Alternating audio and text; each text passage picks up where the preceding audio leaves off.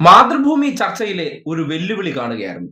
മേനോൻ സർക്കാർ അധികാരത്തിൽ വന്നതിന് ശേഷം ആത്മവിശ്വാസം കോൺഗ്രസുകാരെക്കാൾ കൂടുതൽ ഇപ്പോ BJP-ക്കാർക്കാണ്. അതിന് കാരണം ചാനൽ ചർച്ചയിൽ BJP പ്രതിനിധിയായി പങ്കെടുത്ത വ്യക്തി കോൺഗ്രസ് പാനലിസ്റ്റിനോട് വെല്ലുവിളിച്ചു പറയുന്ന ഈ കാര്യം നിങ്ങളൊന്ന് കേട്ടെ.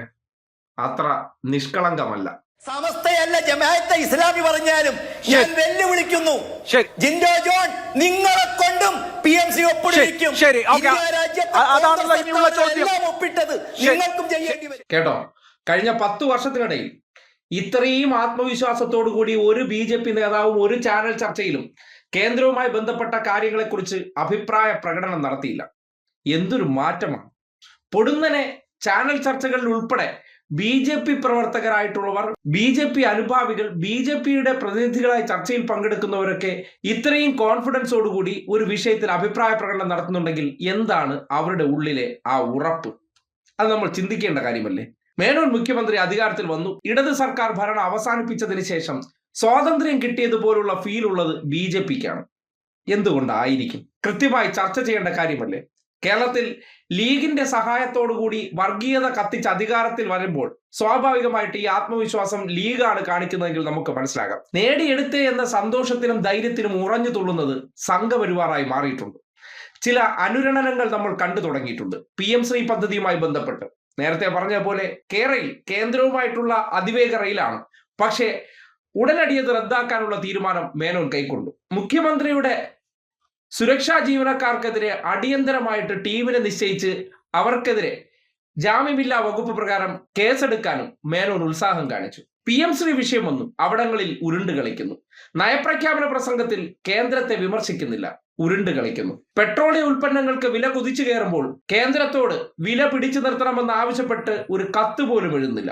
അങ്ങനെ കേരളത്തിലെ ചില മാധ്യമങ്ങളെങ്കിലും അതിനെക്കുറിച്ച് സംസാരിച്ചു തുടങ്ങിയിട്ടുണ്ട്. PM-ശ്രീയിൽ ഉരുണ്ട് കളി, സർവകലാശാലകളിലെ കാവ്യവൽക്കരണത്തിൽ ഉരുണ്ടുകളി, അദാനി ബന്ധത്തിൽ ഉരുണ്ടുകളി, മാധ്യമ നിയന്ത്രണത്തിൽ ഉരുണ്ടുകളി, സമരഗേറ്റിന്റെ കാര്യത്തിൽ ഉരുണ്ടുകളി.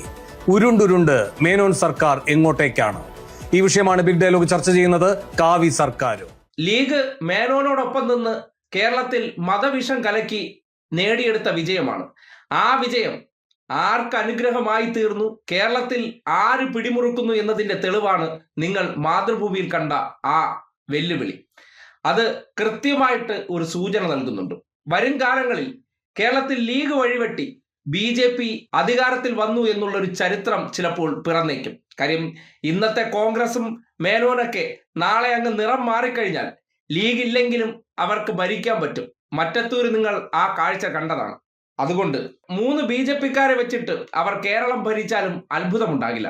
പക്ഷേ അതിന്റെ പാപഭാരം മുഴുവൻ പേറേണ്ടി വരുന്നത് കേരളത്തിൽ മുസ്ലിം ലീഗ് എന്ന രാഷ്ട്രീയ പാർട്ടിയായിരിക്കും. അവർ ചെയ്ത ജനാധിപത്യ വഞ്ചനയുടെ ഭാഗമായിട്ടുള്ള ആത്മവിശ്വാസവും വെല്ലുവിളികളുമാണ് ഇന്ന് കേരളത്തിൽ എവിടങ്ങളിലും മുഴങ്ങുന്നത്.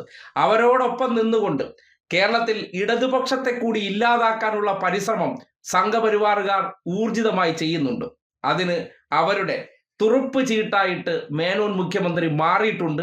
ആ ആത്മവിശ്വാസം അവർക്കുണ്ട് എന്നതിന്റെ തെളിവാണ് ഇമ്മാതിരി കോൺഗ്രസ് പ്രതിനിധിയോട് പറയുകയാണ്, ലീഗിനെ കൊണ്ട് ഞങ്ങൾ അതിൽ ഒപ്പിടിയിച്ചിരിക്കുമെന്നുള്ള കാര്യം.